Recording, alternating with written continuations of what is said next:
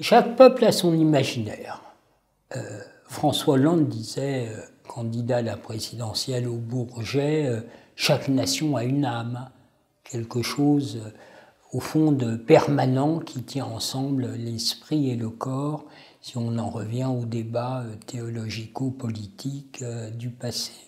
Ça veut dire que chaque peuple a une singularité, une façon d'être, une façon de faire, dont il faudrait refaire l'archéologie pour chacun. Bon.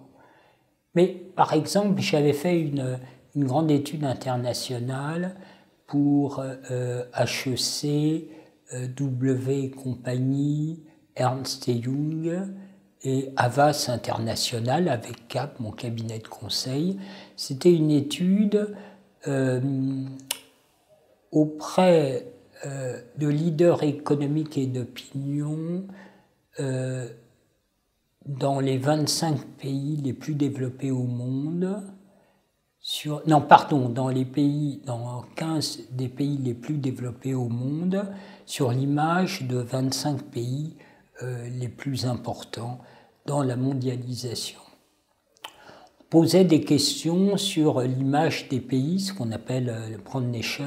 Vous savez que les pays sont de plus en plus attentifs à leur image de marque parce que c'est un capital immatériel pour leur exportation ou implantation. Bon.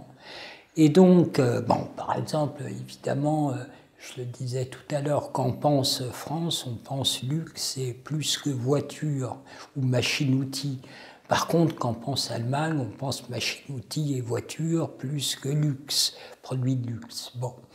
Et dans cette étude qui portait sur une analyse de la mondialisation des pays, des dynamiques, clairement, chez les Occidentaux, il y avait des écarts entre le souhaitable et le réel, pas chez les Orientaux. Donc c'était une trace immédiate et les études internationales du Marshall Fund ou de l'USIA, l'organisme de la CIA qui mène des études confidentielles, pour qui j'ai pu travailler dans le passé à la Sofres ou mes confrères, il y a une façon orientale, il y a un imaginaire oriental et il y a un imaginaire occidental.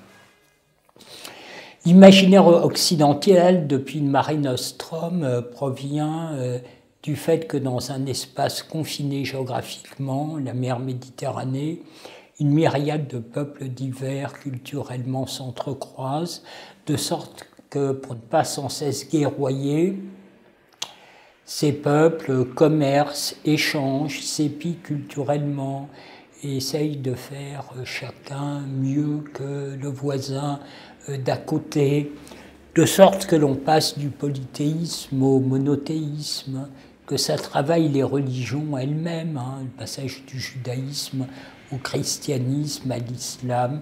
Il y a des entrecroisements et au fond, le mode de pensée occidental, c'est là encore, pour tenir ensemble des peuples si divers, des modalités de pensée où on va mettre en exergue, au fond, ce qui va donner ensuite l'humanisme. C'est-à-dire qu'on construit notre destin nous-mêmes. C'est le grand critique d'art Daniel Arras qui était revenu sur la perspective à l'occidental à partir de la peinture de la Renaissance, où on voit bien que la perspective à la Renaissance montre que c'est l'homme qui construit son destin. C'est-à-dire que les formes des rues, des paysages montrent que l'histoire, c'est pas la répétition du passé, c'est ce que l'homme va en faire, et donc l'homme va être maître et détenteur de la nature. Et ça se retrouve dans les formes picturales occidentales, dans cette perspective. En Orient, c'est l'inverse. La perspective est inversée. Pourquoi ? Parce que l'homme est un élément de la nature. Et donc il est hors de question qu'il soit maître et possesseur de la nature. Il doit être au contraire en harmonie avec la nature. Il doit savoir s'adapter, de sorte que dans l'imaginaire orientale, en Chine par exemple, mais pas seulement, car chaque pays oriental est lui aussi fort divers. Mais le point qu'il y a en commun, c'est un rapport très différent de l'homme à la nature, à la volonté, à la construction, rapport au temps, rapport à la mort, rapport au cosmos. Bon, évidemment, je ne connais pas du tout cet imaginaire, mais je repère bien, au travers de choses très prosaïques comme les études, comment ça fonctionne, ou quand on voit le numérique, la capacité, la rapidité avec laquelle, alors même que les innovations sont parties de l'Occident, d'abord de l'Europe, des États-Unis, les pays asiatiques sont très très rapides dans leur capacité à se déployer dans le monde numérique, où ils ne sont pas du tout inquiets par la question où on va, comment on maîtrise les choses au travers du numérique, ce qui est difficile à rendre compte et raison. Et donc, du coup, ils se déploient dans le mouvement, puisque leur problème à eux, c'est d'être en harmonie avec le cours des choses, avec le cours de la mondialisation, là où les Occidentaux, et notamment les Européens plus que les Américains, vont sans cesse avoir des problèmes métaphysiques sur les conditions pour y arriver, comment est-ce qu'on tient bien la main, ou est-ce que le mouvement nous échappe. Bon. Donc il y a d'abord, pour faire caricatural, il y a l'Occident, il y a l'Orient, l'Afrique c'est encore autre chose. Hein.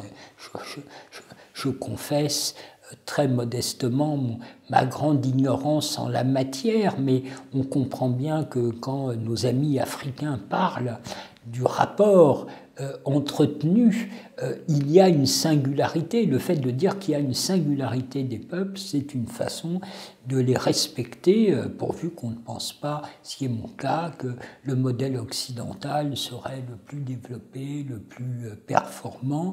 Au contraire, me semble-t-il, il faut reconnaître la singularité des peuples. Alors, chaque peuple a un imaginaire, chaque nation a une âme, et c'est la confrontation à l'autre qui permet de comprendre qui on est. C'est-à-dire que ce sont les études ou les observations faites dans les pays étrangers, notamment européens, qui m'ont permis de mieux comprendre qui nous étions nous. Et d'ailleurs, j'observe que souvent, ce sont les philosophes, les écrivains, les penseurs étrangers qui, arrivant en France, je pense à Barnes, je pense à Sioran, je pense à tellement d'autres.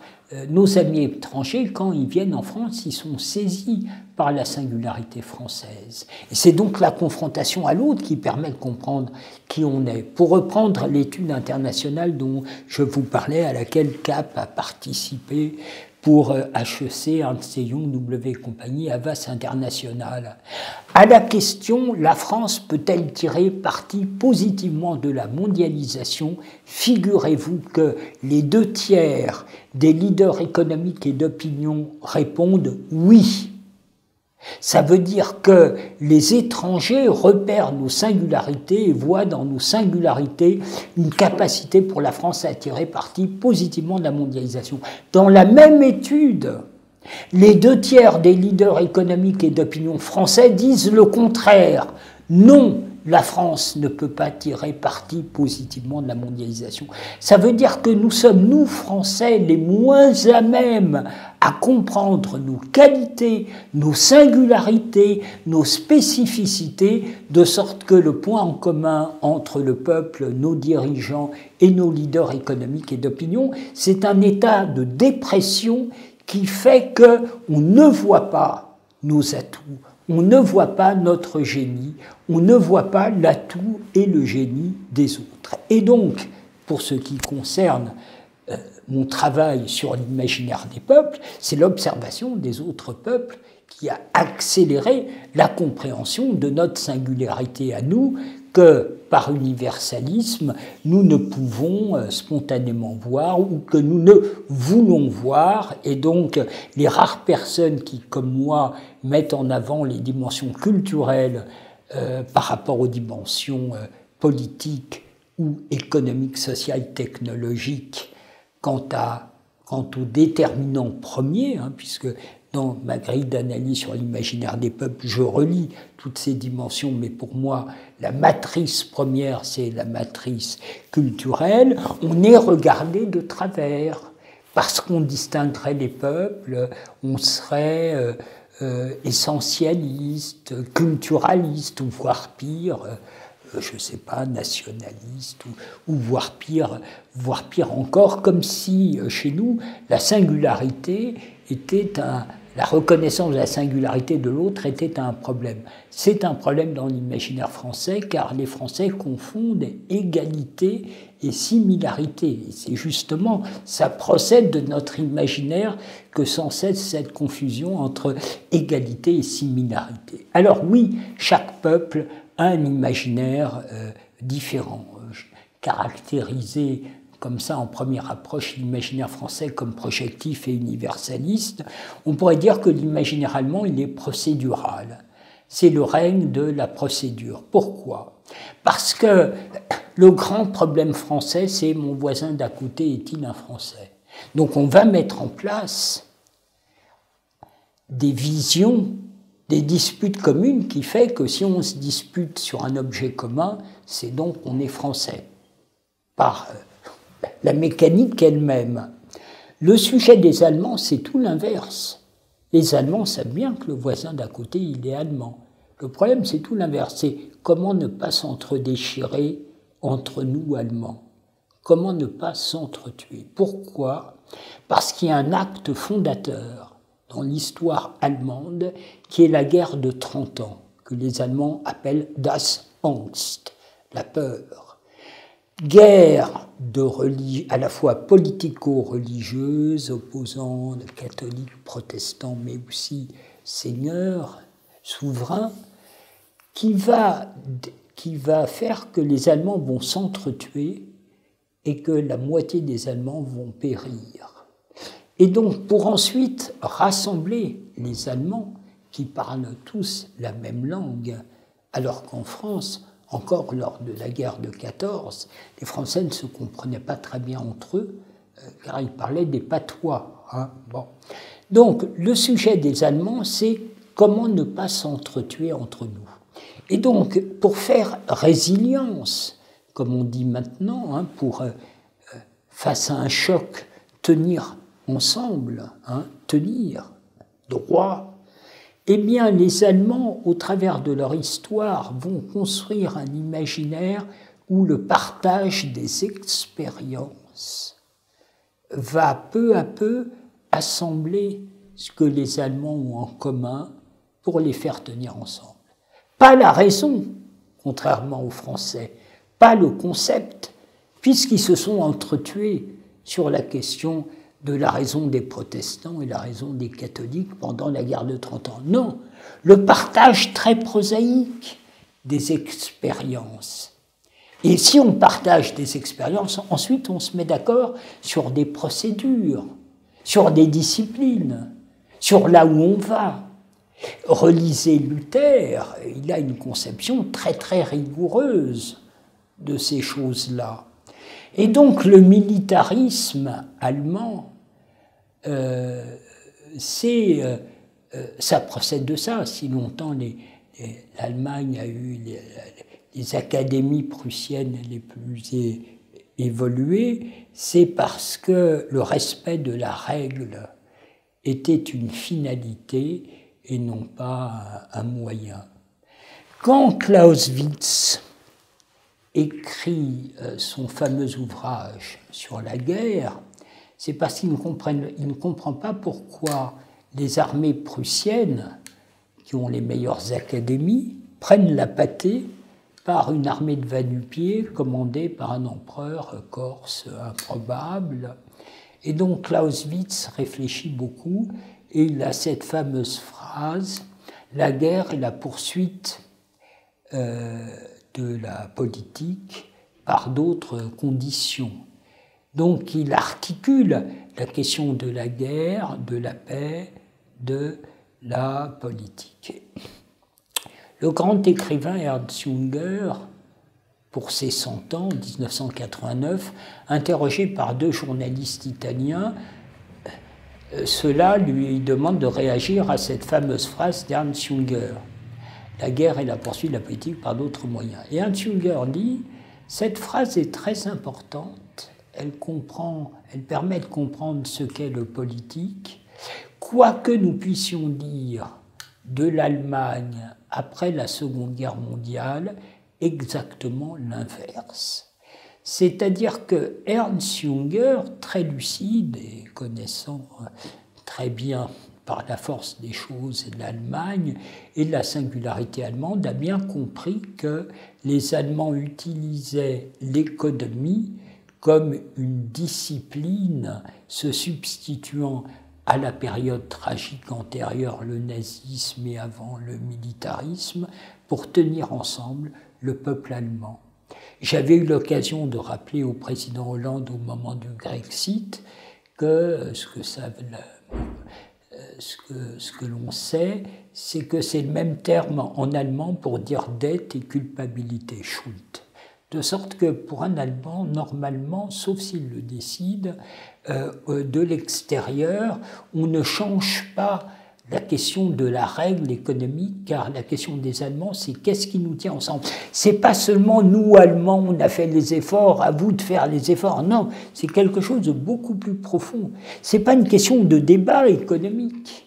Non, c'est l'ordolibéralisme allemand qui est la règle économique qui tient ensemble le peuple allemand, comme auparavant dans son histoire, d'autres modalités le tenaient avant, mais de façon immanente. Ce sont les Allemands qui doivent faire leurs règles. Et d'ailleurs, le président Macron, dans son dernier interview dans le Financial Times, a habilement utilisé cette mécanique de la culpabilité allemande en tentant de convaincre. Il a pour partie réussi, si on en croit le moment actuel, pour partie seulement, Angela Merkel de changer ses politiques européennes après la crise du coronavirus. Il a utilisé cet argument de la culpabilité. Il a dit « le nazisme procédait du traité de Versailles où nous, les Français, nous disions « l'Allemagne paiera ». Ce serait paradoxal que l'Allemagne inverse la proposition vis-à-vis des pays d'Europe du Sud en leur disant « vous paierez ». Donc il joue là sur un ressort comme François Hollande dans son temps au moment du Grexit, où François Hollande avait dit à Angela Merkel « si la Grèce quitte l'Union européenne, on dira c'est la faute à l'Allemagne ». Là, le président joue sur le ressort de la culpabilité. Donc l'imaginaire allemand est procédural. On se fixe, nous, nos propres règles, et ce n'est pas l'extérieur qui va venir nous bousculer. De ce point de vue-là, Angela Merkel, sur la question des migrants, pour justement des raisons, elle pensait sans doute limiter la montée du nationalisme en Allemagne qu'elle avait vu fortement progresser au moment du Grexit. Elle a pris une décision à la française sur les migrants, elle a consulté personne, elle a fait venir des migrants et selon moi, il s'est passé l'inverse de ce qu'elle pensait, c'est-à-dire elle a fait monter le nationalisme, pas seulement à l'AfD, mais à la base de la CDU-CSU, sa formation, dont elle disait « il ne m'aime pas », elle disait ça à François Hollande, « il ne m'aime pas parlant de la droite allemande, mais il me garde parce que je leur fais gagner les élections ». De sorte que ce qui se passe en ce moment est très intéressant, car elle a pris parti de la BCE contre la Cour constitutionnelle de Karlsruhe, et donc ça va être très intéressant de voir comment les choses évoluent en Allemagne, si les Allemands vont se départir de leur rigidité qui remonte loin à leur imaginaire. Alors, l'Angleterre a un imaginaire qui est un imaginaire utilitariste. Pourquoi? C'est le grand André Siegfried qui disait, lors de sa leçon inaugurale sur l'Angleterre au Collège de France, je ne dirais d'une chose de l'Angleterre, c'est une île. C'est-à-dire que le fait que l'Angleterre soit une île, il n'y a pas de malaise sur le fait qu'on soit un grand breton. On est un grand breton parce qu'on est sur une île. Et donc ça donne ensuite à nos amis anglais une grande capacité à être très très pragmatiques. Ce ne sont pas des doctrinaires. Ils regardent ce qui fait leur aisance, ce qui a fait leur aisance dans l'histoire au plan commercial, au moment de la colonisation, dans l'espionnage, dans tout un tas de domaines où les Anglais excellent, c'est que ce sont des utilitaires, ce sont des pragmatiques. Ils arrivent, il y a un dossier, ils prennent la solution la plus efficace, sans, je dirais, vraiment sans état d'âme. La Grèce, l'Italie, j'aurais pu en parler au tout début, c'est évidemment les origines de l'Europe. Hein. C'est archipélique. La Grèce, c'est une myriade de cités-États qui sont en rivalité, en concurrence et en coopération entre eux. Ce sera au fond pareil pour les cités-États en Italie, entre les cités-États militaires, commerciales, politiques. Ça fait une très grande dextérité, une très grande capacité à négocier, à passer des compromis. C'est presque un jeu. Pendant le Grexit, les Allemands étaient sidérés de la façon de procéder des Grecs sur le rapport à l'argent, à la monnaie. Ils n'avaient pas compris une chose, c'est que pour l'Allemand, le chiffre, le respect, l'engagement sur le chiffre, on ne peut pas y déroger. Pour le Grec, c'est le début de la discussion. Si on prend les statistiques, j'ai travaillé pour l'INSEE sur ces questions. En France, c'est la loi qui dit la statistique. D'ailleurs, l'étymologie de la statistique, c'est ce qui procède de l'appareil d'État. Donc en France, c'est l'INSEE qui dit le réel des chiffres sur l'état du pays.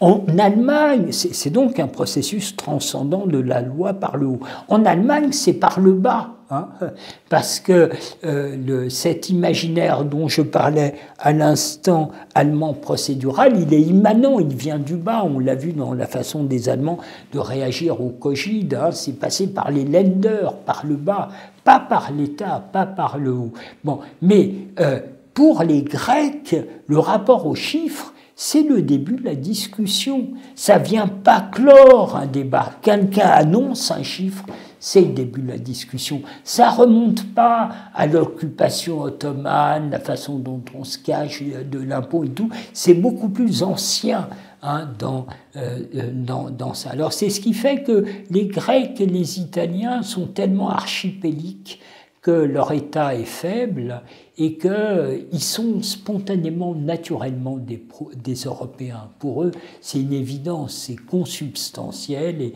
les Italiens, avec De Gasperi, avec les Français, ont été à la tête de la conception de ce qui devaient devenir les institutions européennes.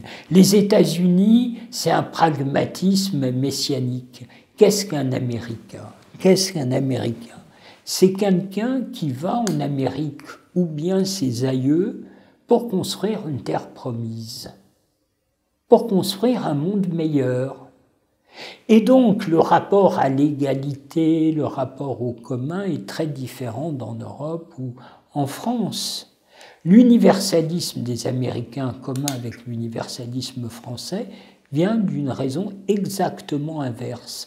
On vient aux États-Unis pour construire une terre promise, de sorte que ce qui nous tient ensemble, la religion, la liberté de conscience, la liberté d'expression, peut se déployer de sorte qu'on est américain mais polonais d'origine, américain mais irlandais d'origine, ou mexicain, ou chinois, ou coréen. Donc on peut être à la fois américain et vivre dans ces communautés, ce qui est une modalité d'intégration du multiculturalisme américain, qui est le contraire de la laïcité à la française, où au contraire, il faut respecter des normes communes pour se désingulariser, alors qu'aux États-Unis, c'est le contraire. Donc les Américains, dans leur façon de construire la terre promise, ensuite, pour eux, le monde entier peut être la terre promise selon les moments. La doctrine Monroe, ou les époques Carter, ou les époques George Bush, et puis à d'autres moments, comme avec Trump notamment, mais il y a eu d'autres exemples dans le passé, on le sait, il se replie. Je pourrais passer énormément de temps sur d'autres imaginaires. La Hollande, c'est le poltergeist, l'esprit du polder. Avant de faire des avancées sur la mer, il faut se mettre d'accord sur comment on va occuper tout ça. C'est l'économie lagunaire. C'est selon moi le point en commun entre Venise, construit sur une lagune, et le poltergeist hollandais. C'est-à-dire c'est la décision des hommes qui va faire la façon dont on va occuper le polder. Et c'est pour ça sans doute que c'est en Hollande que naît le premier juriste qui considère que c'est les hommes qui font le droit et pas Dieu, Grotius. C'est ce qui va faire ensuite la grande histoire des Hollandais avec la Compagnie des Indes et la façon dont ce tout petit peuple va être en capacité de rayonner dans le monde entier. Comme ce petit peuple lagunaire de Venise va pendant 3 décennies coincé entre l'Orient et l'Occident, rayonner, parce qu'auparavant son imaginaire aura construit les conditions permettant ce rayonnement, comme autrefois Christophe Colomb, Magellan et d'autres ont le ressort interne pour construire les appareils de navigation avec ceux de leur époque, pour aller voir si par hasard la Terre ne serait pas ronde plutôt que plate, et conquérir le nouveau monde. Donc pour moi, ce sont les imaginaires qui précèdent les technologies et l'idée même de faire des choses tout à fait incroyables, novatrices, voire révolutionnaires. Bon, la Suède et les Suédois sont avec les Français les plus individualistes. Chez nous, ça passe par l'État qui supprime les familles, les régions, les singularités. Donc le français noue son rapport aux autres par l'État, d'où le très grand individualisme français. Si les Suédois sont les plus individualistes avec les Français en Europe, c'est par l'intériorisation du protestantisme. C'est-à-dire que chacun, dans son rapport à la foi, à la norme et à Dieu, est tenu par cette quête commune d'un rapport individuel, et ce qui fait que le peuple suédois est très individualiste, qui fait les rapports par les Bernadotte historiques entre la France et la Suède, mais aussi cette singularité suédoise. Bon, la Russie, l'imaginaire russe, c'est l'imaginaire de la protection. Pourquoi une telle continuité historique entre les tsars, Staline et Poutine ? Parce que la singularité russe, c'est d'être un immense territoire comme nulle part au monde. 1, c'est un immense territoire. 2, sans aucune protection. On ne peut pas se mettre à l'abri de montagnes.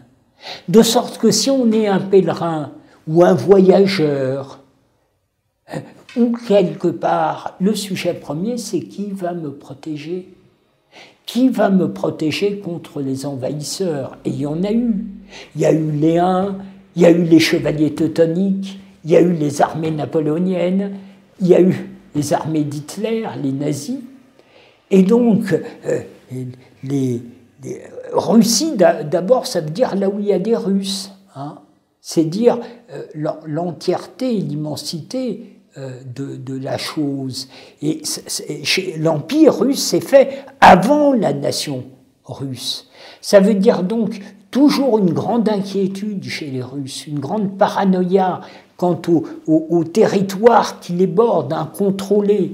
Après la chute du mur, laisser planer l'idée que les anciennes républiques soviétiques pourraient être membres de l'OTAN, c'est pour un Russe tout à fait attentatoire, ce qui fait que même sur la question de l'Ukraine ou de la Crimée, même les plus anti-poutinistes étaient obligés d'être du côté de Poutine dans l'idée qu'on ne pouvait pas considérer ces territoires comme extérieurs et indépendants de l'Empire, parce que la question de la protection, c'est très important. Alors ça fait l'âme russe.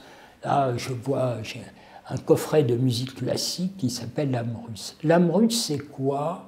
C'est un peuple qui, au travers des siècles, a dû se trouver des protecteurs. Un protecteur, c'est pesant, mais c'est utile. Mais pour ne pas étouffer sous le protecteur, il faut développer des formes de socialité, de la société civile et des arts. si riche, qui fait la grandeur du peuple russe en termes de poésie, en termes de théâtre, en termes de romans, en termes de cinéma. Donc il y a une âme russe qui est quelque chose de très fécond sous la férule des protecteurs divers. Il a fallu constituer une âme russe faite de tragédies, de très grands musiciens, d'immenses poètes, de très grands écrivains, de très grands dramaturges, et ce qui fait la grandeur du peuple russe. Et puis, bon, la grande question maintenant avec la mondialisation, c'est la Chine. Le débat est-ce que les Chinois, dans leur imaginaire, sont vraiment singuliers dans leur rapport au monde à l'intérieur de la muraille de Chine, est-ce qu'ils considèrent ce qui est extérieur de la muraille de Chine comme des endroits qu'on occupe, comme autrefois les Occidentaux ou les Américains, ou est-ce que c'est un espace qui leur permet de garantir l'harmonie à l'intérieur de la Chine? Et j'observe que les géopolitologues ne sont pas d'accord là-dessus, sur est-ce que la Chine est singulière ou est-ce qu'au fond, comme nous, occidentaux et américains, ce sont des impérialistes comme les autres. J'ai tendance à penser que la Chine est singulière et que le rapport de la Chine au monde ne ressemble pas au rapport des Occidentaux au moment où nous colonisions ou du néo-impérialisme américain. Voilà. Évidemment, tout ça est très massif, rapide. Encore une fois, c'est par l'observation que j'y suis arrivé. Ça pourrait même paraître trivial, mais c'était tellement l'inverse de ce que je pensais quand j'ai commencé à travailler que j'utiliserais la formule « j'ai dû m'y résoudre », ce qui me rend, dans mes convictions, finalement assez ferme.